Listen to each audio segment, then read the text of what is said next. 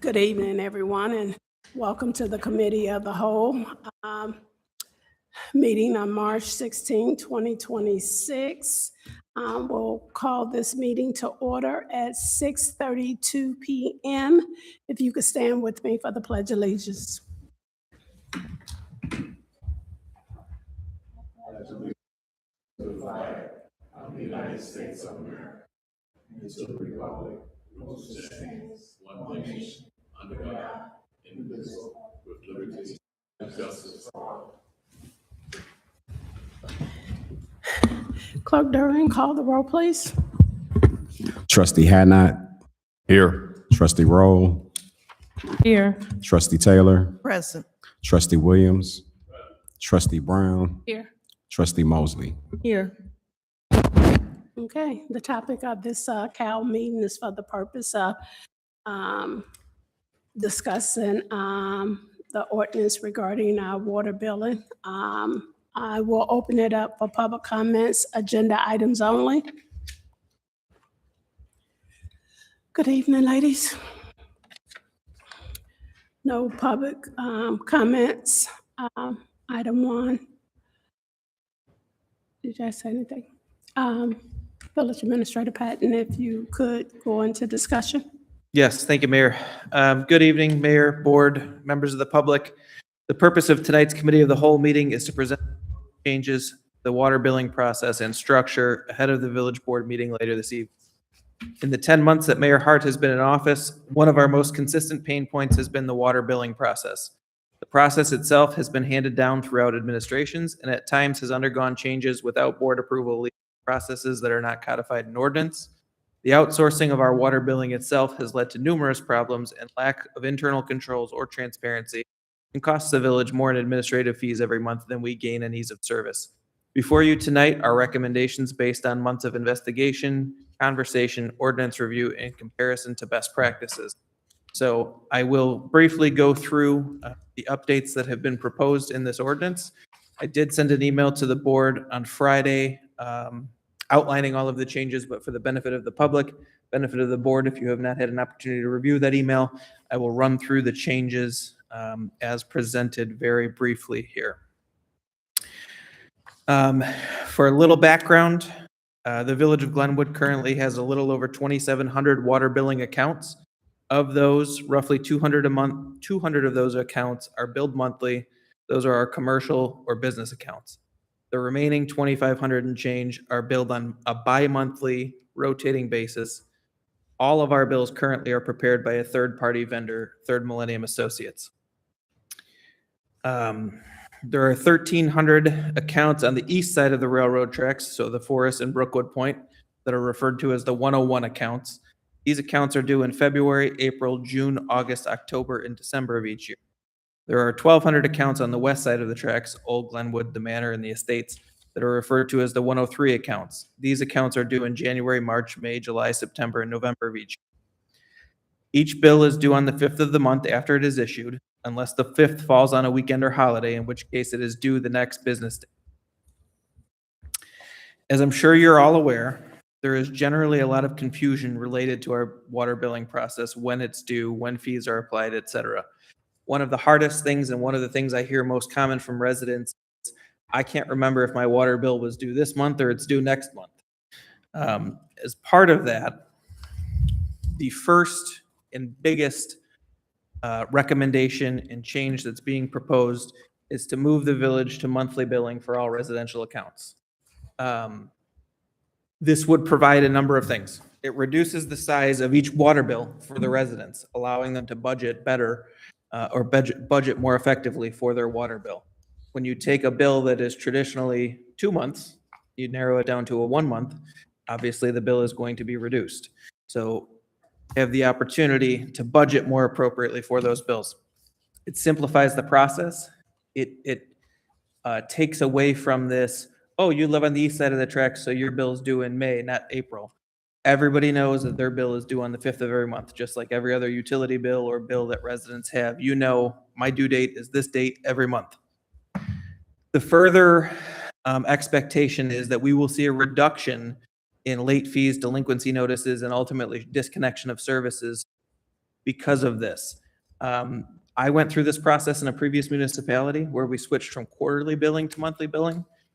I won't lie and say that it was a very quick and easy process, but after a couple of months, everybody got used to it. Everybody was very happy that it happened, and we saw a significant reduction in individuals paying their bill late or having their water disconnected. Because for one, problems are identified earlier in the process. So currently, if you have a leak or a runny toilet or a faucet that's dripping, you're not going to see, on a 2-month cycle, you're not going to see that usage spike show up until maybe 2 months into the thing. You might have used 100,000, 200,000 gallons when you normally use 5 or 10,000 gallons a month. Also, it allows you to have a smaller, more manageable bill every month rather than letting it pile up every 2 months. So that's the largest suggested update to this process, is to switch us to monthly billing. This would begin with the bills due on June 5th. So they would be the bills that go out in May, due June 5th, would be the first round of monthly bills. Our plan to get this notification out to the residents is to send a letter village-wide to every water billing account, not only the account holder, but the service address as well, because there are a number of situations, because the village requires for rental properties that the water be in the property owner's name and not the tenant's name. We would send in those cases the letter to both the property owner and the registered address of the owner and the tenant of the property at the property itself. We will also utilize our Facebook. We will announce it at upcoming board meetings. I'm going to ask the chief if we can borrow the texting platform that they have to get the message out. And if need be, we can use, robocalls and other things. I've spoken to Public Works about the potential of hanging door hangers on every door throughout the village between now and when this process goes into place. And we will be printing a message on the water bills we produced in between now and then. So, as I said, this is a huge change. It's something that I think, having talked to Joe, talked to Janet in the water department, obviously the mayor and I have been going back and forth to try and put this suggestion together for months. We think we've got all of the rough edges smoothed out as much as we can, and we're ready to move forward and implement this practice as painlessly as possible for the residents. In addition to that, there are a number of code amendment updates. Some of them relate to switching from monthly billing. Some of them relate to trying to codify some of the current practices that hadn't been codified in the past. So for example, currently the delinquency fee, which is what's applied to accounts considered delinquent, would go from $100 to $50. An account would be considered delinquent 15 days after the due date. So if the due date's the 5th, which it is, account would be considered delinquent on the 20th of the month. That's when they would be assessed a $50 fee, and they would be eligible for disconnection. There's an amendment here, a code change here to reduce the reconnection fee from $200 to $100. So if we have to come out and shut your water off, we're not going to further penalize you with that $200 amount that was on the books before. We've are suggesting reducing that reconnection fee to $100. As an additional reconnection point, we would eliminate the after-hours reconnection fee, which is currently on the books, but also specify that water will not be restored after hours. So if Public Works is closed, you'll have to wait until Public Works opens at 7 a.m. the next morning, the next business day, to have your water restored if you come in and pay it. Additionally, the water rate itself has not been raised to coincide with raises passed along to the village by the city of Chicago Heights. So there is a very modest 32 cents per $1,000 or per 1,000 gallon rate increase here, as well as some language that would allow the village to, in the future, raise the rates without having to come back and change the ordinance every time, proportional to what the rate passed on to us is. So if Chicago Heights comes back in the future and raises rates 4%, the water rate would automatically increase 4% once that rate kicked in. Additionally, there's a change recommended for the depreciation fund. The depreciation fund is a fund that is billed at $6.60 flat fee per month for maintenance of our wastewater sewers. Most municipalities, when it comes to wastewater management, charge a a usage fee rather than a flat monthly fee. So similar to the water maintenance fee or the water operation fee itself, you get billed for how much water you use, because however much water you use, proportionally, it's going to be going down your waste sewer. So the suggested change here is for the depreciation fund charge to go from a flat $6.60 per month fee to use-based fee billed at $1.23 per 1,000 gallons, which makes it so that any resident that's using less than 6,000 gallons per month right now would not actually see an increase there. They would see a slight decrease. I've looked at the reports. The median number is that 6,000 gallon number. That's kind of where we came up with this in comparison with what some of our neighboring villages are doing. We have as many people using fewer than 6,000 gallons a month as we do using more than 6,000 gallons. Additionally, there is a slight increase to the garbage fee. Again, the village has not raised the garbage fee in a number of years. Homewood Disposal does raise our rate every year, every July. And so this is just to keep in line with Homewood Disposal. Right now, we're currently spending we're spending about $60,000 a year on garbage that we're not recollecting through the billing of the residents. So this would bring us in line so that what we're paying Homewood Disposal, the village is recouping on those bills. Finally, as far as fees go, there's a suggestion here to eliminate the $1 a month administrative fee that's currently assessed on bills. And finally, the other change that would be in place with this is the third-party vendor that we currently use for our billing process would be eliminated, and we would be bringing all billing in-house. And so a number of the issues that we've heard have been related to, I didn't get my bill went to the wrong address, my bill was incorrect. A lot of these things are out of our hands once they leave. Once the Public Works does the reads, we send the reads off to a third party, and they assemble the bills, they mail the bills, and they take care of everything from that point.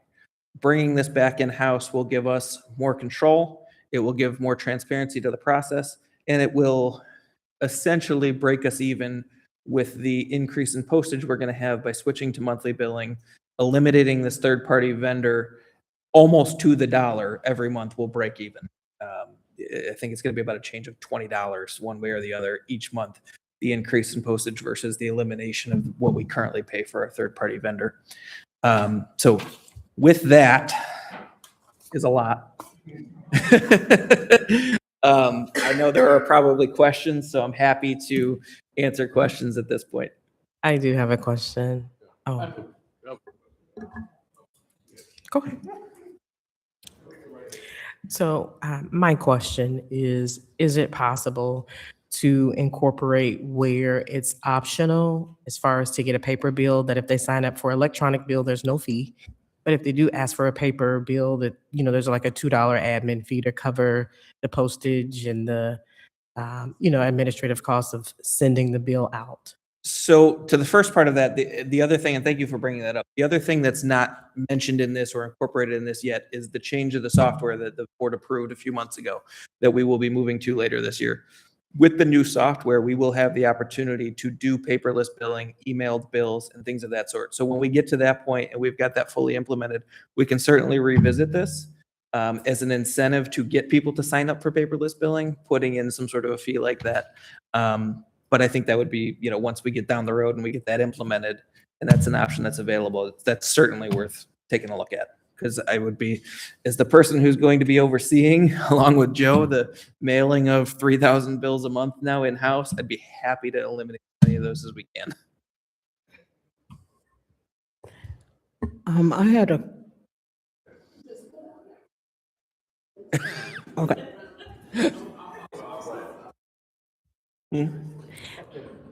So I have a question regarding the late fees. Yes. So 15 days is delinquent. So 1 day to 14 days is late. 1 day to 14 days is late. And so I'm sorry, I might have skipped that. Now that you mentioned that, I don't remember going over it. I think I printed an old set of notes. Yes, so 1 day to 14 days is late. So if your bill's not paid by the 5th, close of business on the 5th, unless it's a holiday or a weekend, Mhm. a $35 late fee is imposed. That's what was on the ordinance, what was in the ordinance before. And so we're just rolling that forward. And then by 15 day days 15, so on is the another 20th, $50. not paid by the 20th, then it's considered delinquent. That's $50 fee gets added, and you're now eligible for disconnection. Right. Okay. I just wanted that to be very clear. Yes, and that was one of the goals of this, was to very much clarify that language.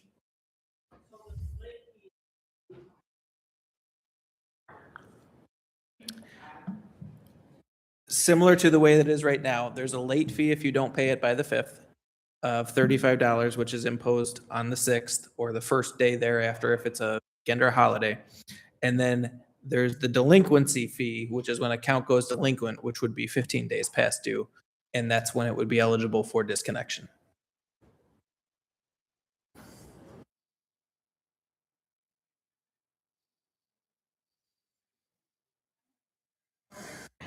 So the delinquent fee is on the, Correct. okay. That delinquent fee, is that, did you say that was $50? Yes, that would be under this new, so the general structure is not being changed here. It's the fees themselves are being reduced to account for the fact that there's now a 30-day billing window as opposed to a 60-day window. But the structure itself has been on the books, a late fee imposed on the 6th and a delinquency fee imposed. Oh, it used to be 2. Yeah, I've currently never- is. I've never been delinquent. I never knew. Okay, so the first late fee is still $35? Correct, And then on the 20th is $50? correct.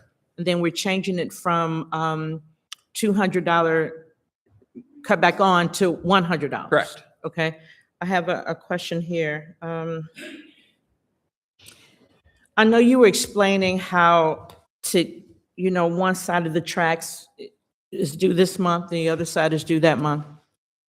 And I believe you said that we are, or whomever is recommending that everybody is just due month to month to month to month. Okay.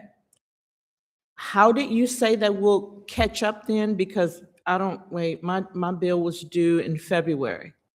Then it'd be April, and then June. So I'm okay. You're on the cycle that should be okay. Your bill that's due in June will be what you would normally expect. And then the difference for you would be, you will now get a bill that's due in July as well. But that will be a roughly half of what you're used to paying because it will only be for the 1 month. Half of, okay. And then the slight garbage fee raise, do you Yes. know how much approximately that would be on the bill? Yes, currently, Huh. the garbage fee currently is $22.59 a month. The increase would be to $25.10 a month. And again, that just incorporates fees that have been increased to us from Homewood Disposal. And anticipating July 1st of this year, they are raising our fees again. And so we've captured that in there. I do want to just take a minute to mention, because of that, I didn't bring it with me.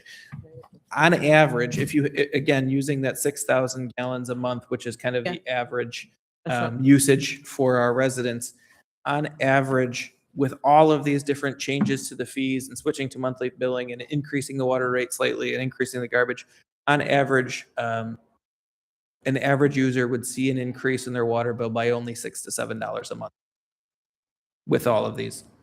So. $6 to $7 a month? Mhm. If And you're, if you use less than that, obviously you'll probably see a decrease. right, but if.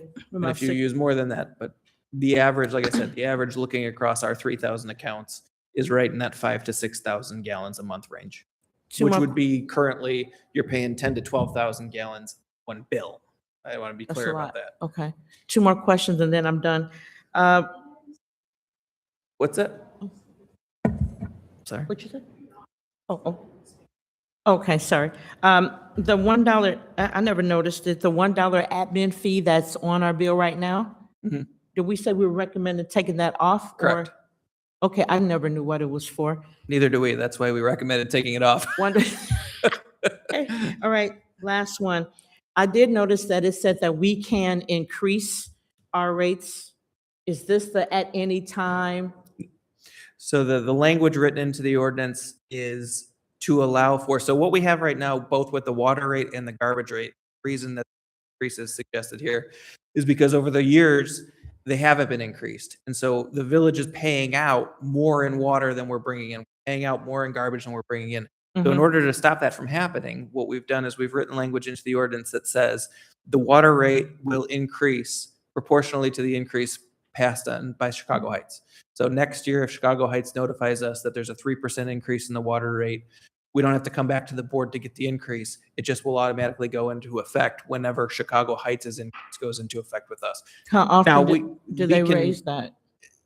It's per the terms of the contract, and it's a 20-year agreement with Chicago Heights.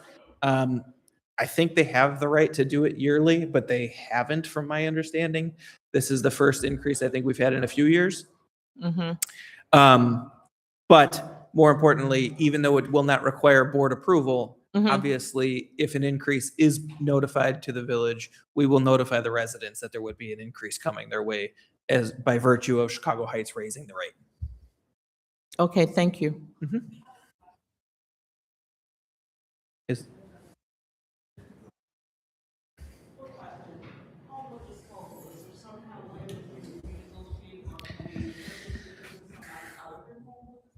So the Homewood disposal contract, the way it's written, it automatically renews for 5 years, every 5 years, unless the village opts out and serves notice they're not going to renew it. And it renewed in 2020, late November of, I think November of 2024, automatically for 5 years. So currently we are in a 5-year agreement with, but we didn't opt out prior to that renewal date in 2024. So we're locked into that contract until we've asked our attorneys to look into it, but that is the language of the agreement. And I will say, our agreement with Homewood Disposal, the increases that they pass on to us every year are tied to CPI, the Consumer Price Index of the prior month before the increase, which is July. This year, it's probably going to be around 3%, which is probably significantly smaller than what most municipalities will pay in increases on their garbage contracts this year. We probably do have a good deal that's locked in right now. If we were to try and renegotiate it, my guess would be that rate would actually go up. But either way, we can't, we're not in a position to renegotiate it right now anyway.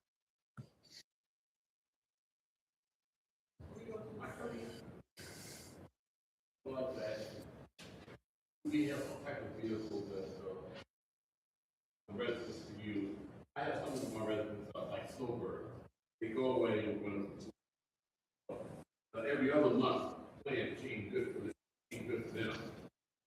What would they do now? How could they pay their fee in advance? Could they put up something to pay in advance? So they could do a couple of things. They could sign up for the automatic ACH withdrawal, where every month when their bill is rendered, the money is just withdrawn from their checking account. They could also pay in advance before leaving. I think we allow up to a $500 credit on any given water account. So if they wanted to pay, if they anticipated their water bill, very minimal usage because they won't be there, but wanted to pay the garbage for 4 months and they wanted to put $250 on their water account, it would just come down every month. Once the new software system is in place, which will be before next winter when they go south for the winter, they can have emailed bills every month too. Also, could they sign up for automatic? They can do it today. We currently offer that. All I would have to do is just bring it to a routing number. Joe, do you know what they come into Village Hall and talk to Janet. She's got the paperwork for them to fill out. But yeah, essentially it's the routing, the account number, and maybe a voided check. But they can certainly call here ahead of time and find out what they need to bring with them to.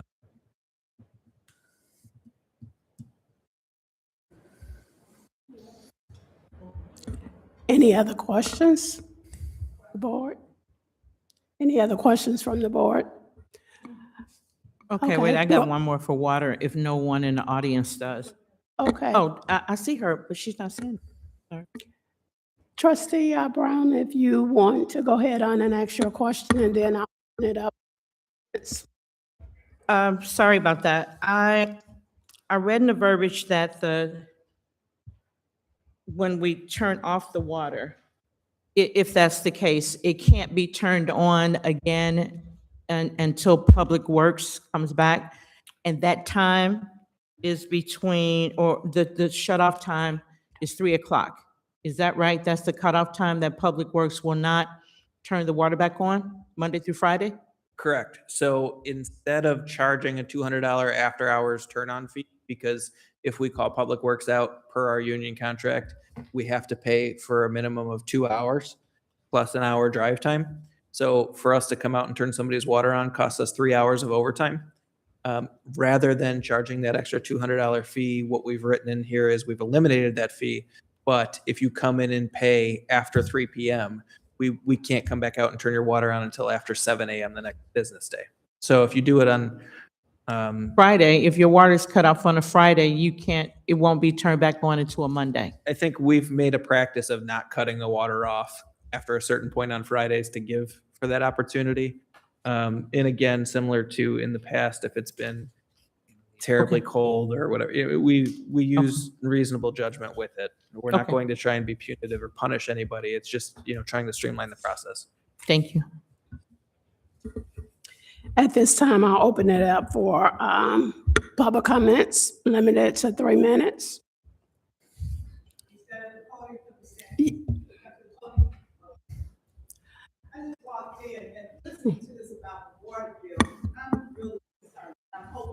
This is on. I'm hoping that things will be explained in details to residents.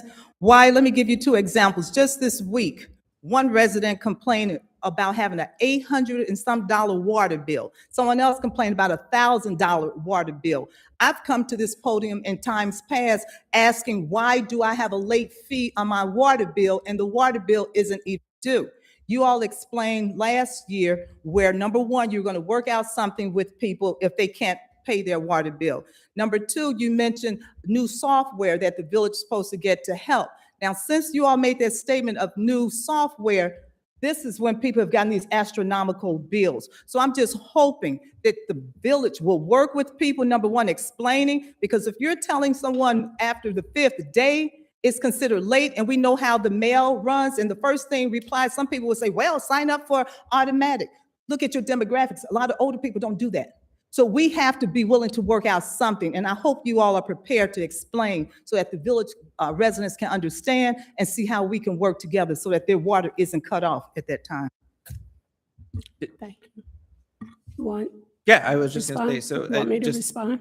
No, just to address those concerns, those are things that we touched on a little bit earlier, but with the new software, it will not be coming onto effect until later this year, probably late summer. But a lot of the issues, especially the issue that happened last week with people's bills being increased because certain payments weren't posted, that is largely due to the third-party processor that we use, which I stated earlier, we are moving away from as a part of this change. All water billing will take place in-house in Village Hall from May going forward. And so we have already served notice to our third-party vendor because we're required to do that by, I believe, April 7th. Otherwise, that contract automatically renewed, that we will not be renewing our contract with them. And so going forward, the water billing process, the water bills will be generated here in Village Hall. They won't be sent off somewhere else to be mailed to you. And that will hopefully eliminate a lot of the problems that we are currently having.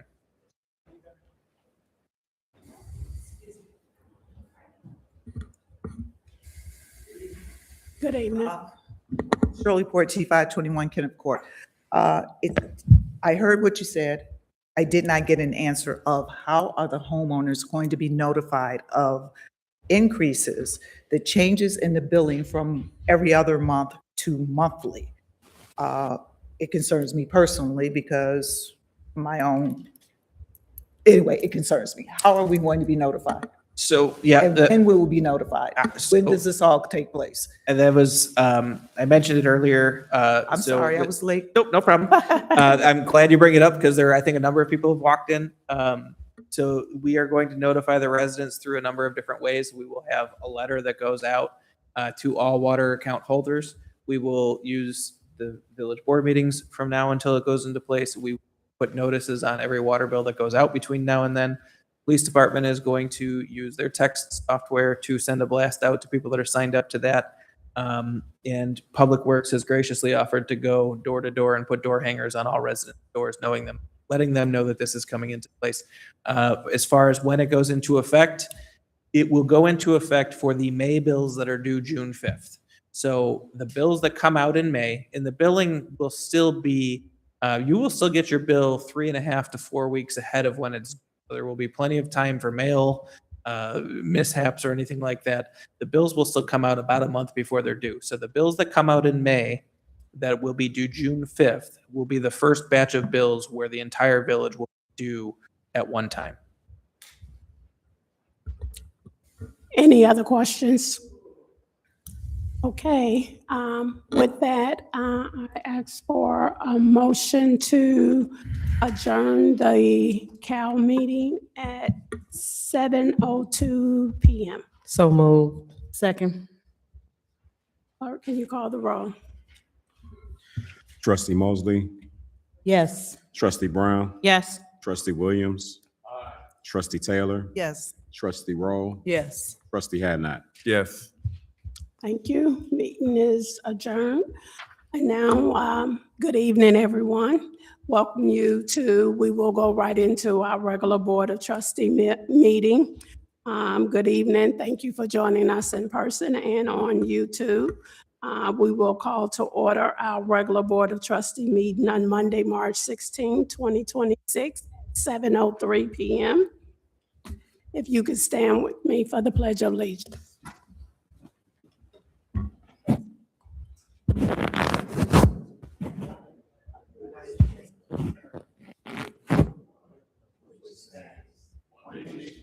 Under God, indivisible, with liberty and justice for all.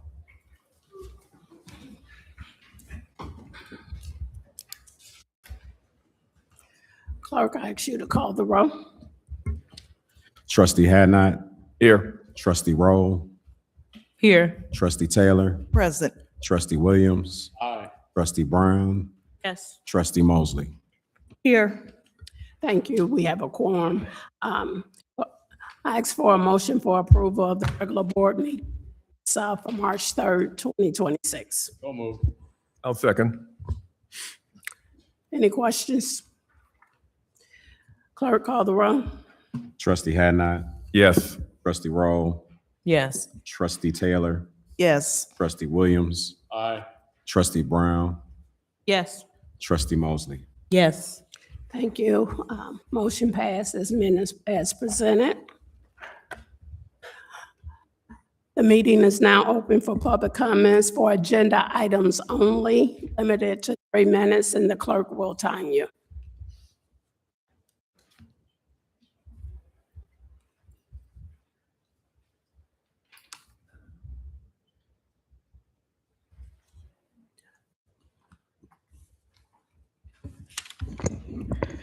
Good evening, Madam Mayor, Clerk Durden, trustees. I just wanted to congratulate Dan Fisher on becoming a sergeant. He supported us on the front, and he's always there for us, and I just wanted to be here to congratulate him. Thank you. Thank you. Any other public comments for agenda items only?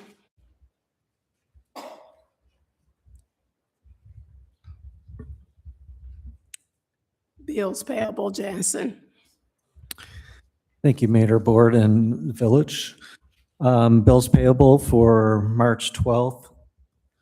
Corporate Fund, $301,118.41. Motor Fuel Tax Fund, $13,415.54.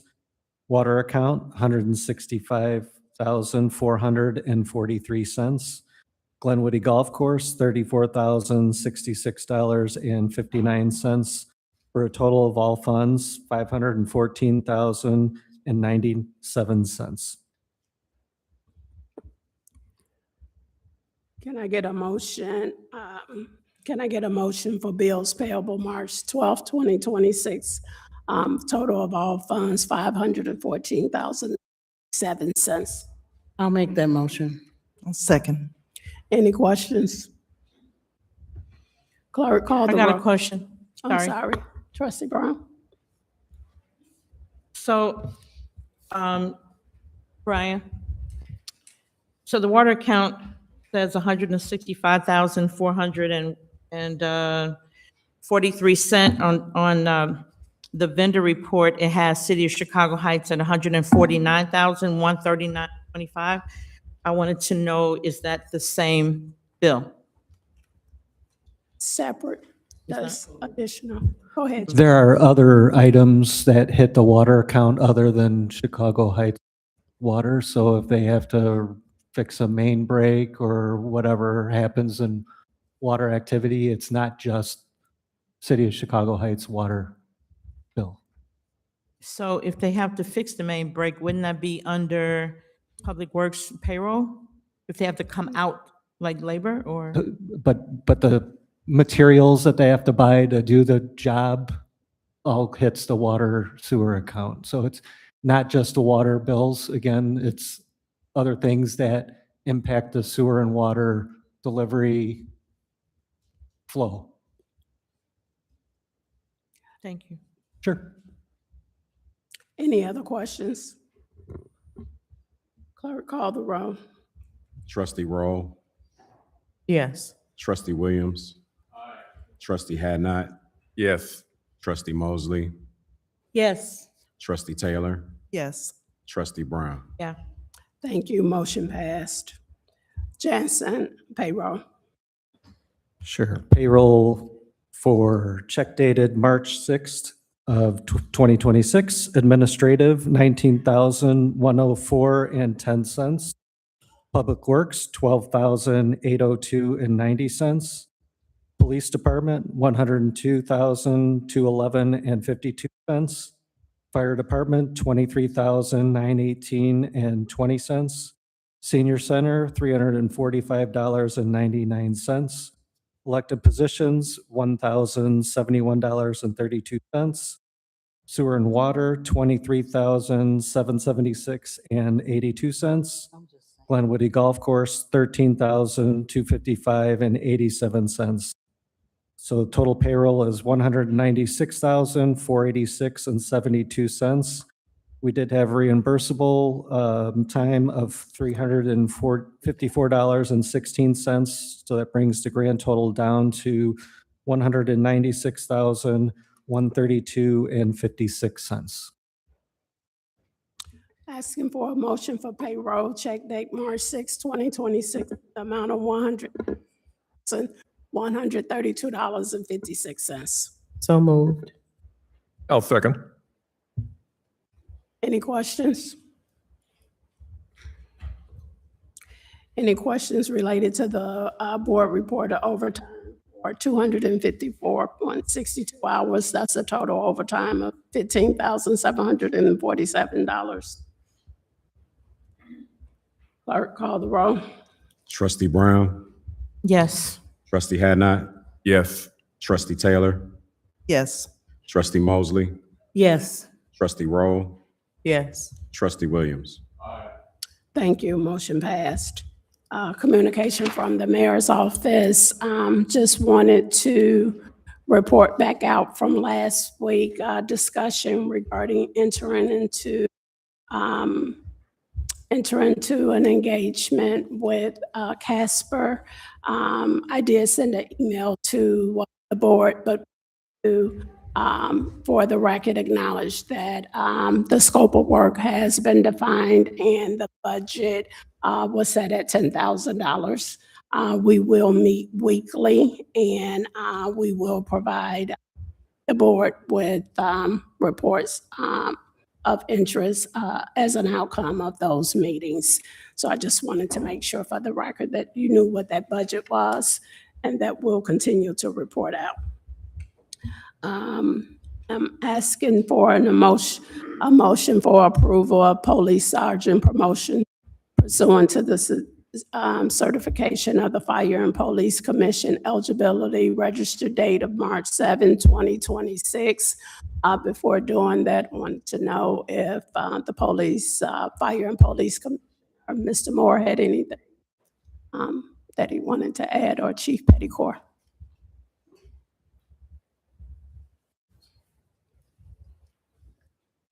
Good evening, Madam Mayor, trustees, fellow residents, and boy.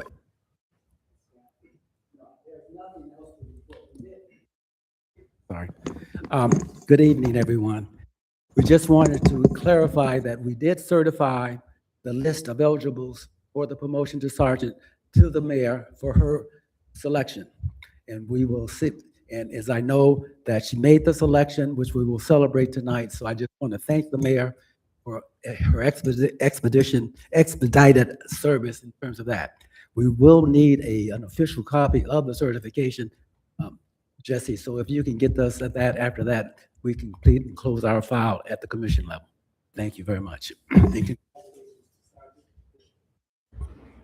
Patty Corey, did you want to add anything?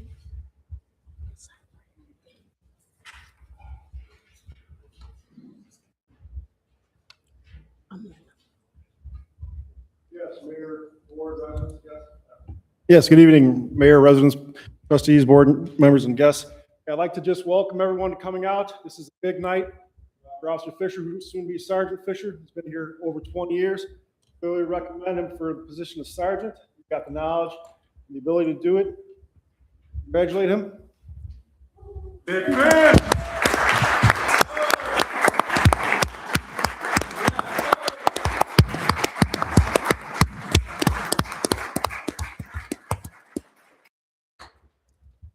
Okay, with that, a motion to be able to move to approve the promotion of Officer Daniel Fisher to the rank of sergeant within the Glenwood Police Department into the certification of the Fire Police Commission eligibility registry date of March 7, 2026. I'll make that motion. Not everybody wants to make the move. We all move. We all move. Hey, I'll second. okay, any questions? Clerk, call the roll. Trustee Williams. Aye. Trustee Brown. Yes. Trustee Roll. Yes. Trustee Taylor. Yes. Trustee Mosley. Yes. Trustee Hadnot. Yes. Okay, where's Mr. Fisher? Okay, step on up.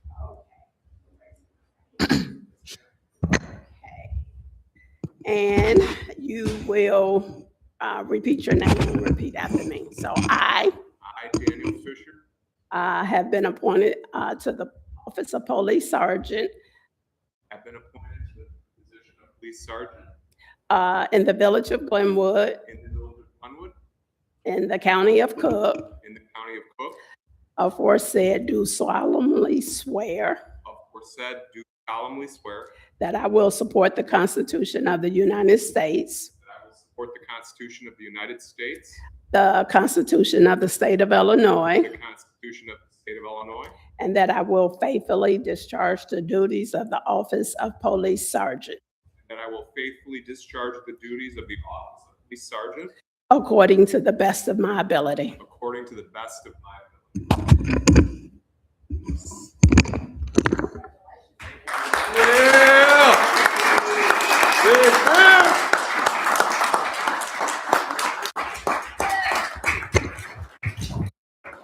Next, Sergeant Fisher will be reciting the law enforcement oath of honor. This is something we do with all new hires, all new promotions, and all supervisors and officers annually. You could raise your right hand after me, repeat it for this.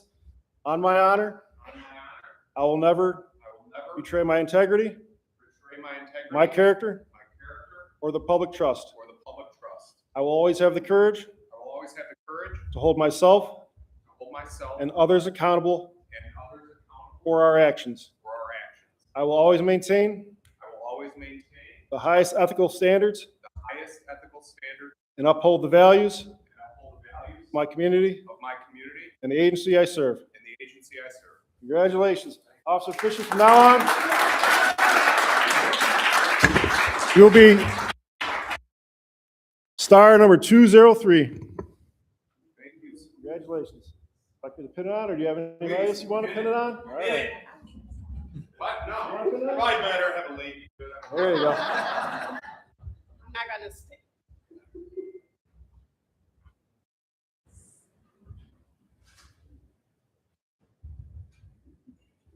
Look at that. Looking good.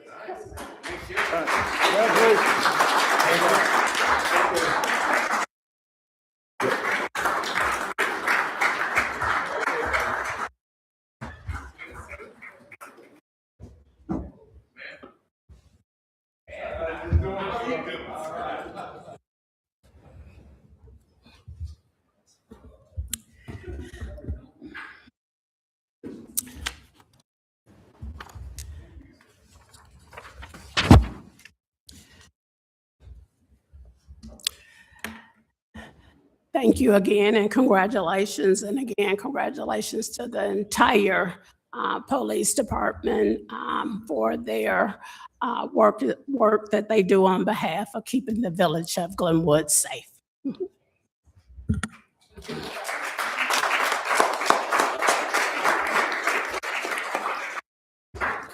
Okay. Attorney's report. Thank you, Madam Mayor. For tonight's attorney's report, we'll begin with requested approval of a resolution authorizing and empowering the village president to lead a heart to enter into an assignment and easement agreement with TPA 8 LLC. This is just codification of what the board approved at the last meeting with respect to the easement agreement. This resolution empowers the mayor to finalize that deal. This is regards of the 9 South Rebecca Tower properties only. If there's any questions or be appropriate for a motion. Okay. I'm requesting a motion for approval of the resolution authorizing and empowering the village president, myself, Talita Hart, to enter into an assignment of a lease and easement agreement with TPA, the 5th LLC. I'll make that motion. Second. Any questions? Clerk, call the roll. Trustee Taylor, Yes. Trustee Mosley, Yes. Trustee Roll, Yes. Trustee Williams, Aye. Trustee Brown, Yes. Trustee Hadnot. Yes. Thank you. Motion passed. Thank you. Next on the attorney's report is a motion to adopt ordinance number 2026-002, or an ordinance granting a zoning map amendment rezoning to rezone certain property from B2 Business District and/or unzoned parcels to M2 General Manufacturing District for pins 32-11, 400-11 through 15. Illinois Route 394 and Glenwood Dyer Road. I'll note the applicant is present if the board wants to ask them any questions as well. Okay. I have a motion to adopt the ordinance number 2026-002. I'll make the motion. I'll second. Any questions? Yes. Okay. I guess, Representative. We're I gonna guess have in the layman's term- representative to. hi, welcome. Hello, trustees. Thank you very much for the time and consider. Right? See if I can get the Okay. mic right here. Can you hear me now? Yes. There we go. Okay. I brought some materials, kind of the same materials that we presented to the Plan Commission. I'm happy to go through those. Also want to be considerate of your time. So if they're kind of more specific questions that I can answer, maybe we can start there and then Absolutely. figure it out. But this has a lot of information. And Mayor, if I may, what he's passing out right now is what the board received on Friday and the 7 emails you got from me about it. Because my computer kept Yes. telling me it wasn't Yeah. sending. Right. So you've received this packet several times from me. That's Right. the repeat email that kept coming through Friday afternoon. So we can just move with the questions? With the questions, Yeah. absolutely. Yeah, trustee Rowe. Just for general information purposes, what benefit does it have for us to amend the rezoning from B2 to M2? What does that do for you and your business? Yeah, well, and that's a good question. Thank you very much. The rezoning is to comply with the village's ordinance. So solar facilities are only are permitted in the M2 district via the special use permit. So that's the main reason why we're requesting the in that case. Thank you. Mhm. Any other questions regarding the zoning map? Okay, sit right there. Clerk, call the roll. Trustee Mosley, Excuse me. Sorry. Can I ask a question? Or were you? It's for the reason. I'm sorry, I was reading this while you all were talking, and I'm kind of hard of hearing on this side, so I didn't hear.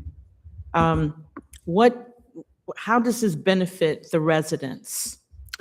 Yes. So you'll see kind of on maybe the second to last page, there's a slide outlining the public benefits. So we've been in talks with Village, GR, and with Mayor as well about a community benefit agreement. So as part of that agreement, we'll contribute $20,000 towards the village on an annual basis.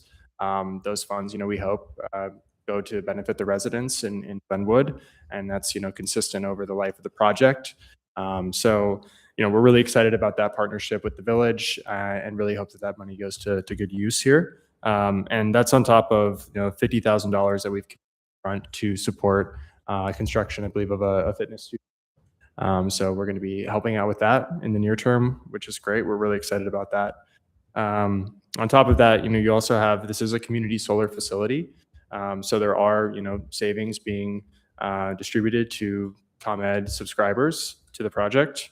We're still sorting out if those are going to be local subscribers or are kind of open to the broader ComEd customer base. A lot of that depends on whether the project is selected into the Illinois Community Solar Program, which is very competitive.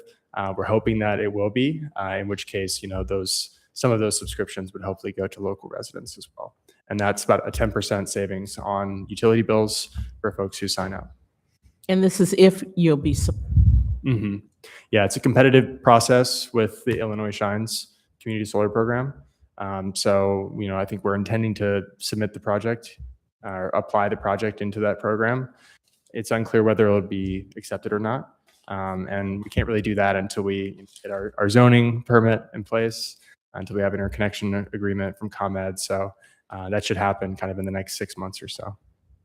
Okay, thank you. Yeah, very welcome. And Trustee Brown, we're also hoping that this growth will stimulate additional growth. So one last thing I think that you said. So let's say, for instance, someone doesn't have ComEd, like I think everybody has ComEd for the supplier or for the deliverer or whichever one. Yes. And then let's say someone else has MCA or whatever that is. Were you saying that those people that have another subscriber may not benefit from this unless both is ComEd? That's correct. So the way that the program is structured, you have to be by the same utility as what the project is, contributing to. So in this case, we're connecting to ComEd's grid. We could only sign up subscribers that are ComEd customers. In Illinois, really in the community solar space, ComEd and Ameren, kind of from more southern Illinois, they're really the only ones who participate. So if you're on a municipal utility, likely not eligible, unfortunately. We're hoping that changes, but for right now, it's really just ComEd customers, at least to my knowledge.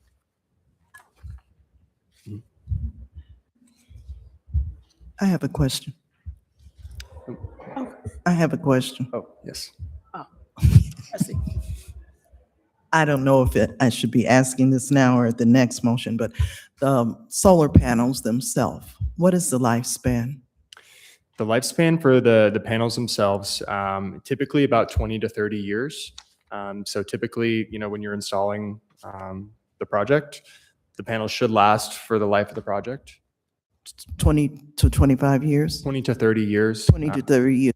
What happens after 30 years? So as part of kind of our plan for the project, we'll establish a decommissioning plan.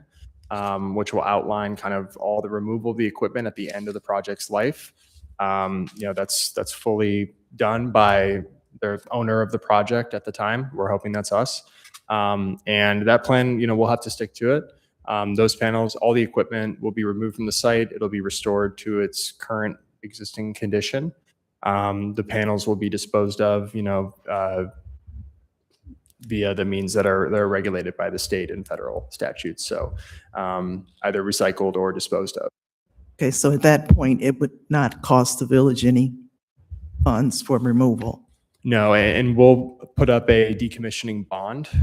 So there will be a bond in place. We'll have a third-party engineer estimate the total cost that it would take to fully decommission the site. We will put up a bond, in the case that no one is there to decommission, and the village will be able to pull on that bond if they need to do so. Okay, thank you. Okay, so then if that's the case, if it only lasts about 25 to 30 years, here it says your proposed contribution is 35 years. So do you want to change that to 25 to 30, or are you still going to pay us an extra 5 years? 20,000. I get it, but I'm saying what it says here. It says that you will give us $20,000 for 35 years, but if the solar panels only last between 25 to 30, we got about 5 years in here. Yeah, I mean, it's a good point. We anticipate that the project will be operational between 30 to 35 years for all our projects. That's kind of how far out we're modeling. With panel technology, sometimes the panels are swapped out in kind of midlife. If they are starting to degrade and not work as well. So that's a possibility, but we do intend to operate the project for 30 to 35 years. With the agreement that we're entering into with the village, it would be, for that full 35-year operational period, or, if the project is decommissioned sooner, that's when the agreement would terminate as well. Okay. I'm getting ready to get solar myself. So it was Awesome. going to be Great. today, but it's snowing, so I rescheduled. So I'm just asking. Understandable. They told me 25 years. Mhm. So, okay, thank you. Any other questions? Clerk, call the roll for rezoning. Trustee Mosley, Yes. Trustee Roll, Yes. Trustee Brown, Yes. Trustee Taylor, I'm going to abstain. Trustee Williams, Trustee Hadnot. Yes. Thank you. Motion passed. Thank you. The next item on the agenda is with respect to the same project. It would be a motion to adopt ordinance number 2026-003, an ordinance approving a special use permit for solar farm energy systems at pins 32-11-400-11 through 15, Illinois Route 394 and Glenwood Dyer Road. Applicant Bloom CSG1 LLC. As the applicant is still here, this approves the actual, you just approved the rezoning. This, as recommended by the Plan Commission and Zoning Board, this would approve the actual special use that is required under the M2 zoning district regulations, which are the only district that allows for a solar farm and has specific requirements and regulations within that to be approved. I ask for a motion to adopt the ordinance number 2026-003, approving a special use permit for a solar farm energy system at pins number 32-11-400-11, 32-11-400-02, 32-11-400-013, 32-11-400-014, and 32-11-415. So move. I'll second. Any questions? I have more of a comment than a question. I think it's far past time for us to update our zoning. Our zoning map is probably from the late 90s.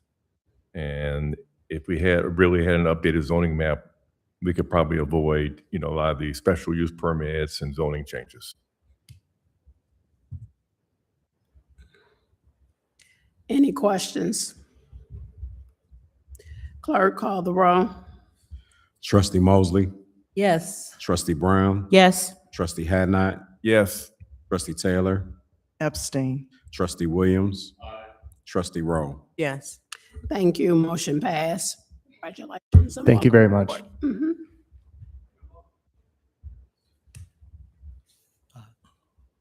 Thank you. Next item would be a motion to adopt ordinance number 2026-004, an ordinance approving a special use permit for truck sales at 660 Holdbrook Road, Vladimir, I'm going to botch this, Bolovic, Bolilovic applicant. This is in regards to an existing business that wants to be able to sell trucks. The village administrator has further details. Yes, thank you, Ross, or Attorney Seckler. Apologies. This is something that has been kind of floating out there since late last summer. Essentially, this property and this business already exists. You drive down Holbrook Road, you'll notice this is the property adjacent to the tortilla factory. It is a trucking warehouse right now.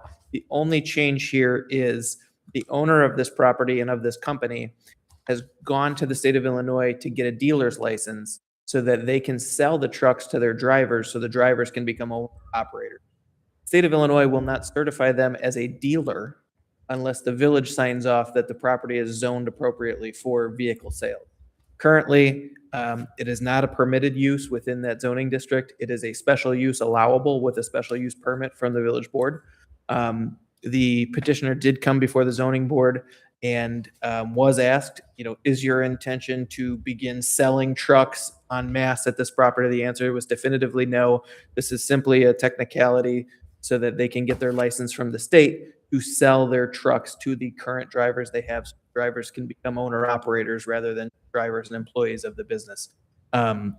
So if the village board approves this special use permit, the village can sign off to the state of Illinois, to the Secretary of State's office, that it is zoned appropriately, and they can move forward with that.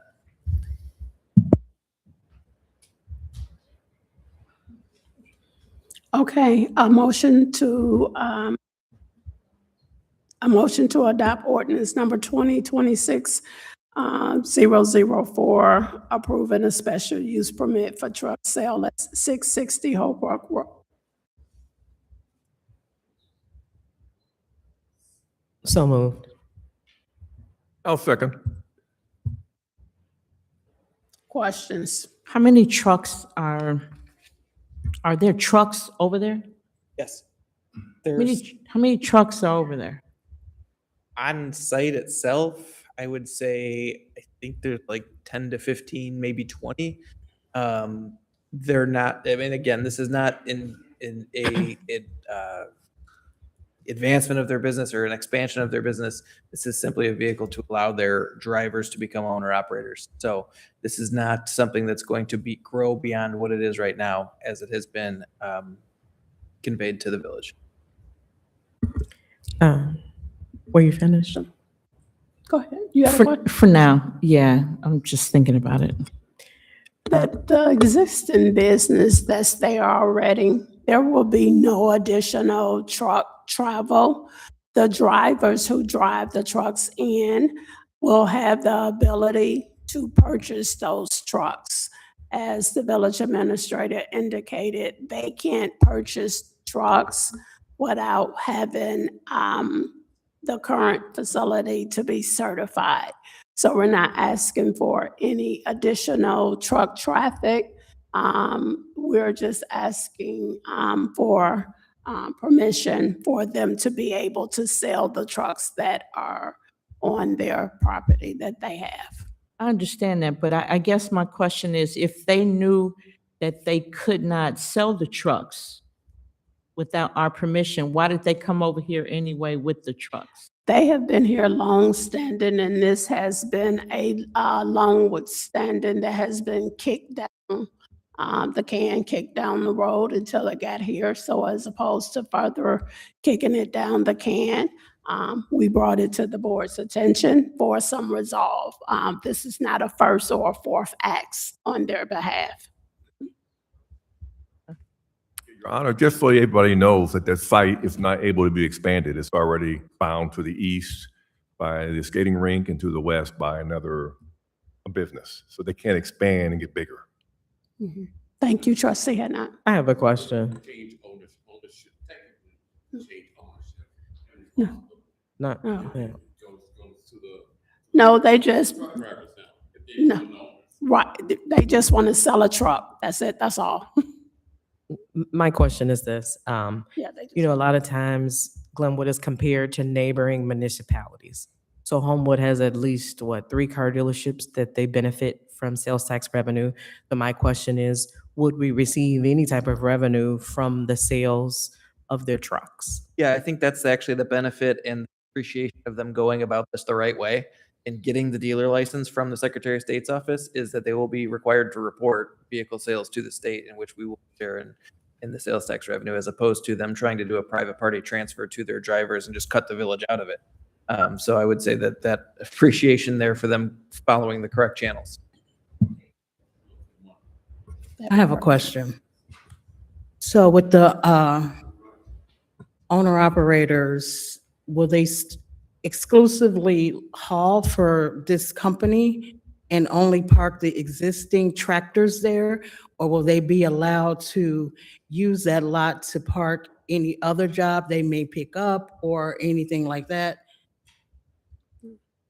That's a good question that I don't have the answer to. My understanding from talking with the owner on a dozen different occasions is that their intention is solely to allow their drivers to own their vehicle. Right, but once they own them, they can contract, they can pick up a load wherever they want. The warehouse itself, to be clear, is not a semi facility. They're straight trucks, you know, the smaller trucks that you see. So I don't believe any dropping of trailers and coming and going any increased fashion than there already is. Thank you. Any other questions? Clerk, call the roll. Trustee Rowe, Yes. Trustee Taylor, Yes. Trustee Brown, Yes. Trustee Williams, Trustee Mosley, Yes. Trustee Hadnot. Yes. Thank you, motion passed. Thank you. Finally, for the final item on the attorney report is a motion to adopt ordinance number 2026-005, an ordinance amending chapter 106, article 4 of the Village of Glenwood Village Code regarding billing procedures, fees, and charges for water services within the village. This is the ordinance that was discussed and presented about during the committee of the whole meeting. Second. I hadn't asked for the motion, but They're like, hurry up. I'm gonna run with the motion. Did you record that? Do we have any questions? Any questions for the motion to adopt the ordinance 2026-2005 regarding the water service changes? I think we've covered it all. No questions, but I would like to make a statement. I just want to make sure that we stay on top of the discussion from our earlier meeting, that the residents have proper notification, whichever their method of communication. Everybody doesn't use email, everybody doesn't open the mail, everybody doesn't have Facebook. So if we just make sure that we prioritize having the multiple forms of communication to notify people of these upcoming changes. Hopefully the stickers that's placed on their doors that they read those. So that it is, this proposed revisions to the village utility bullet structure, as I've said in the seat, heard the consistent complaints regarding the bill, that it is intended to streamline that process, to bring that billing back internally to save costs on both ends. Any other questions? Clerk, call the roll. Trustee Brown, Yes. Trustee Hadnot, Yes. Trustee Taylor, Yes. Trustee Mosley, Yes. Trustee Rowe, Yes. Trustee Williams. Thank you. Motion passed. I lost my agenda and shuffling all these papers. Okay. Okay, Village Administrator. Thank you. I'd like to just take a moment to thank Mayor Hart, Public Works Director Joe, our water billing clerk Janet. The ordinance that was just passed by the village board took months and months, and Attorney Seckler, thank you to him as well. Took months and months of review, research, and everything else that goes along with it to come up with such a comprehensive change that we hope will be a benefit to all of the residents, will provide more transparency and more ease of use to service. So thank you to all of those. Thank you to the board for approving that and for your questions during the committee of the whole. I'm really glad that we can start this process now. And I'd like to further thank the board. This meeting and this agenda has probably been the heaviest one that we've had. Sorry, Mayor. In these 10 months, there were a lot of items for consideration tonight that were, kind of more in depth than the normal. So thank you to the board for your consideration and approval. With that, the only other thing that I have tonight is a quote here for the replacement of the pump number 3, I believe, at the Comer Pump Station. If there are any questions about that, Joe can answer them. I would also ask that on item number 3 under my report that the board make a motion to defer action on this to the April 7th meeting, as I have to do a little bit of last minute tweaking to some of the things that were received. So that's it. Thank you. Can I get a motion to approve the quote for Metropolitan's industrial not to exceed $13,865? It was in your packet last board meeting as well. I'll make that motion. Second.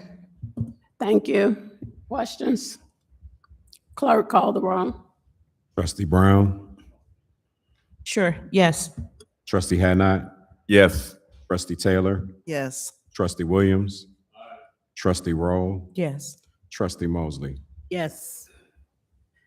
Thank you. Motion passed. I ask for a motion to defer the agreement with the Enterprise Fleet Management until April's board meeting.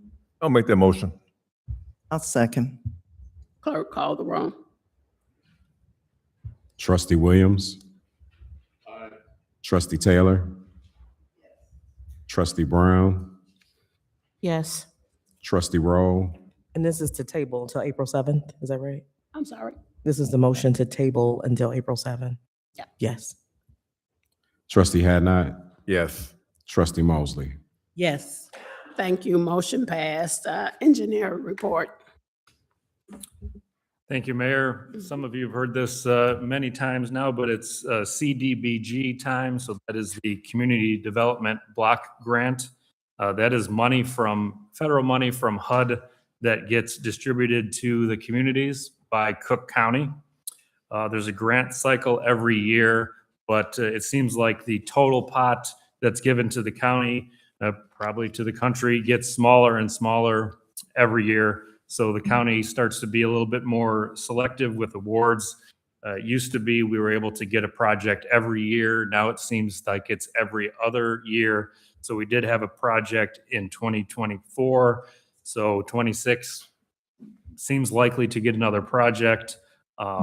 This is for infrastructure, and it's actually limited to low to moderate income block groups. So the whole village is not eligible.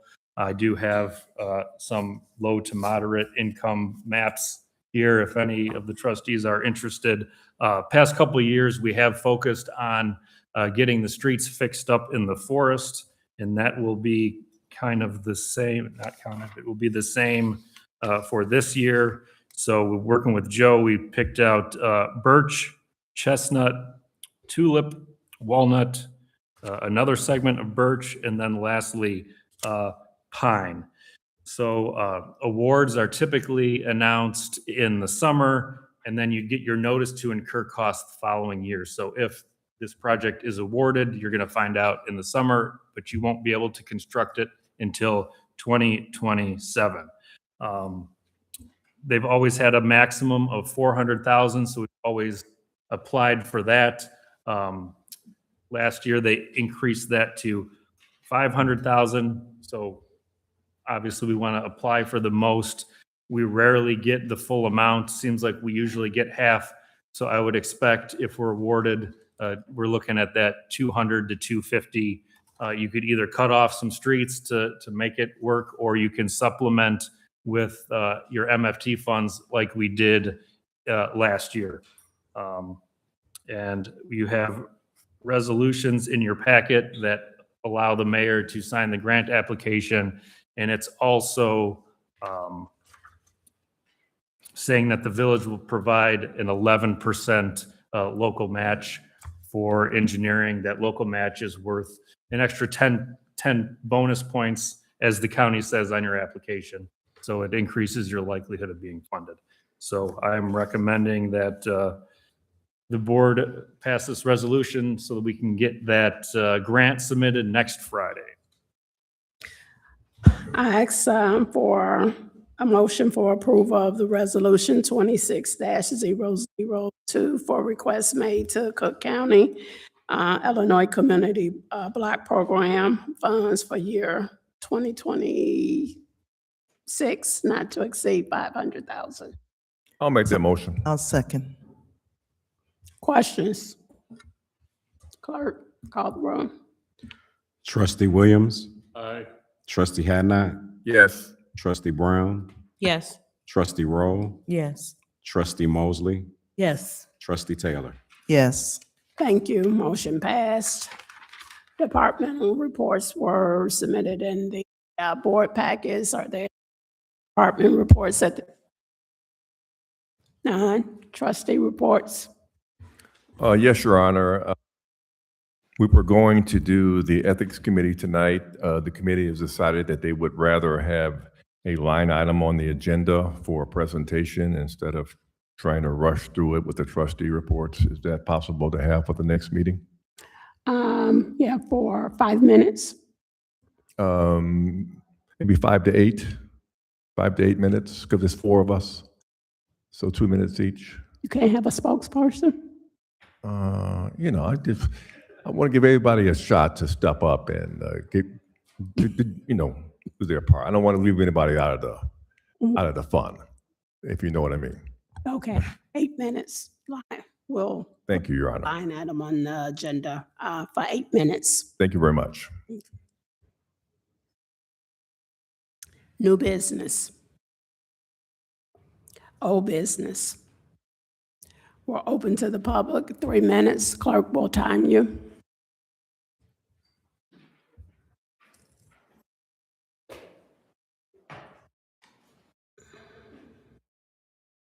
Good evening, Deborah Birmingham, on the Ethics Committee. You know, I just want to say for the record, the Ethics Committee has been meeting since July. We have spent months researching, putting together a survey, and to be told to come up and rush and try to do it in 3 to 5 minutes, that's not good. That's not good. We took out a lot of time. We took valuable time out of our schedules. The least the village should do is make sure that we're on the agenda so that we can present what the people's response has been.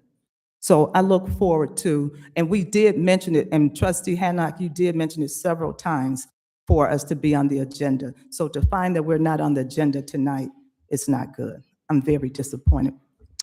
Ms. Birmingham, and so that you are aware, that when trustee had not mentioned it, he was instructed the first time that the committee would be given that opportunity under trustee reports. And so we do appreciate the effort that you put into. I'll put it under the trustee reports because I looked at the agenda yesterday in preparing for tonight, and if it was under the trustee report, it would be nice to have it. We sent you all the minutes of everything that we've done. We're doing everything we can help the village. So we just asked for that. Thank you. Any other public comments? None? Oh.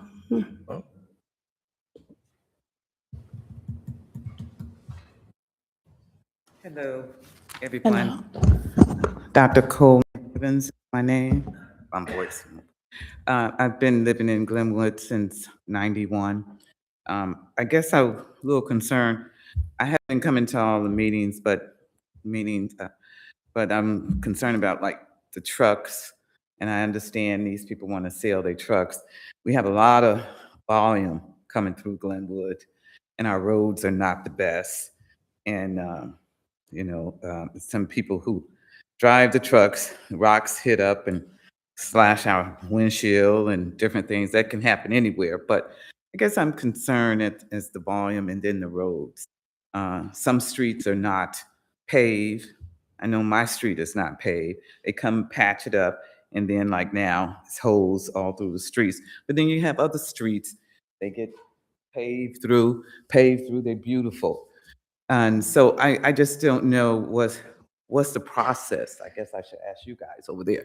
What's the process? How do you say 91st Street, 92nd Street? When do you come through the streets to take a look? And then the same thing about do people come out in like in the old days when I first moved over here, we got citations left to right. People were always out there saying your lights is not bright enough or your pool is not covered.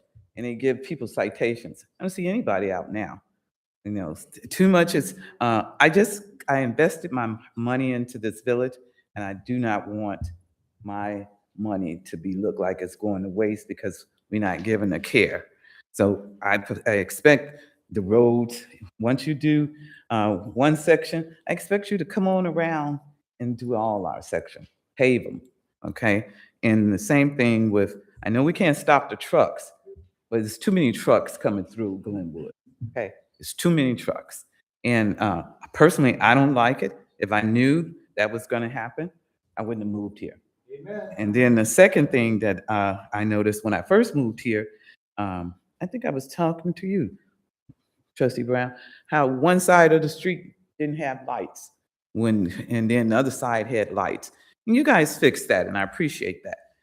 But my side of the street was always the street with no lights. So you all fixed that, and then it was too much flooding. You all fixed that, with the pumps. So I would like the roads to be fixed, okay? And I would like more, I really don't see a lot of policemen coming up and down. Okay, I don't see that a lot, but I understand that night shift. Sometimes I work a night shift in the hospital, and I know what it's like for security. And I know we don't value putting a whole bunch of security there to come around because we have a lot of young people coming with these booming box. I almost got a citation because my dog barked after 9 o'clock. That doesn't happen now. I guess this is the new 2000 and what? Thank you. Thank you. Comment? Okay. Any?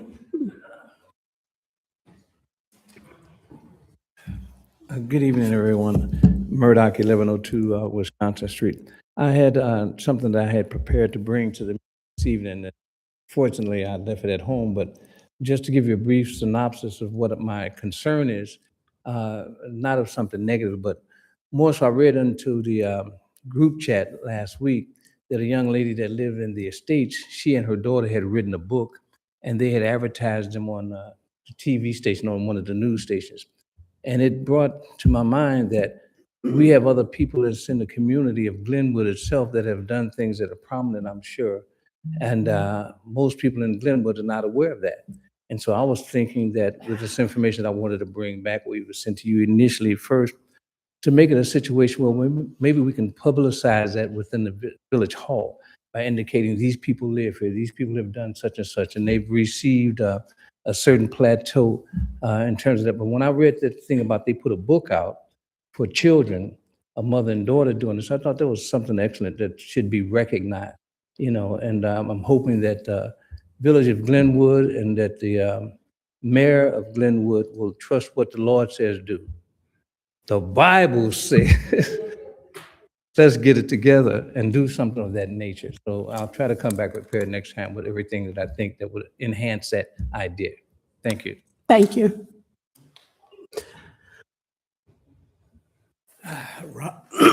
Excuse me, Robert Maddox, 928 East 193rd Place. Good afternoon, Mayor, trustees, Good evening. residents. I just wanted to comment about, I got a response about the odors from the farm. And I was told they're gonna put some sawdust down. So I'm gonna wait a reasonable amount of time to see if it helps, because as of last Sunday and Monday, it was still kicking pretty hard. And a lot of people say that manure doesn't have any health effects. And that's a lie. Because if you look it up, it gives you respiratory problems, all kinds of problems when it's blowing in the air, when you're near it, when you work with it. Anyway, if I have to prove that, I will. But I'll give it a reasonable amount of time. The other question I had was that, didn't we just spend a lot of money on some software for the village, right? I didn't. Didn't we spend some money for updated software for the village? Yes. So I know we addressed something about the water bill, so I'm thinking the water bill should come back to the village, right? 'Cause- okay. He mentioned it earlier. You probably I did. thought I heard that, but I'm just verifying.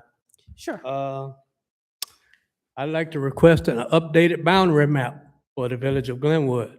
An update on An updated boundary map. boundary map. The engineer told me that it hasn't been updated since 2000, something like that. And you have to request it. They don't just do it. So the village has to request it. And I'd like to know what the boundaries of Glenwood is legally. The next request I request that the village inspectors, the building inspectors step up and start doing their job. They've been lax for years. I've been mentioning this for years. Nobody's doing anything. I know 4 or 5 violations on my block alone. They drive up and down my block during the summer and winter. And I can't imagine they can't see all these problems. They let things go. They have commercial vehicles in driveways, unauthorized use of garbage cans. I mean, it used to be a place of dignity and respect, and it's just going downhill. So again, that's all I have to say. Thank you. Thank you.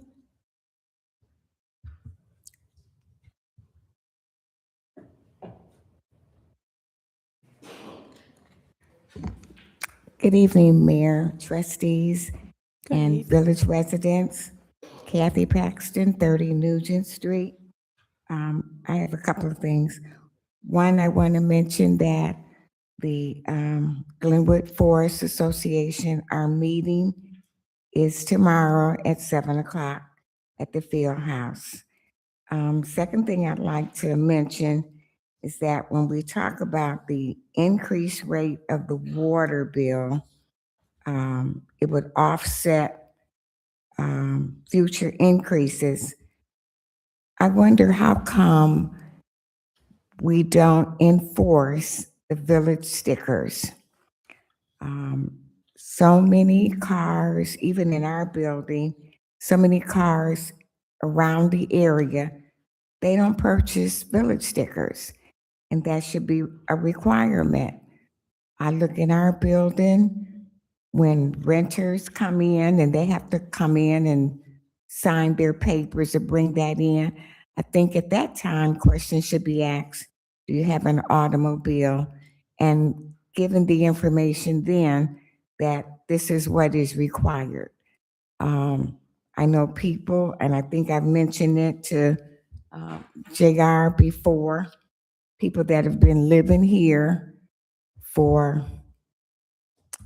11 years and have never purchased village stickers, never changed their license plates from the state that they come from, but yet they are given permits for, or have given permits in the past for buildings, for businesses. And I think that that ought to be a requirement. You own a business and you live in Glenwood, you should have to buy or purchase your village stickers?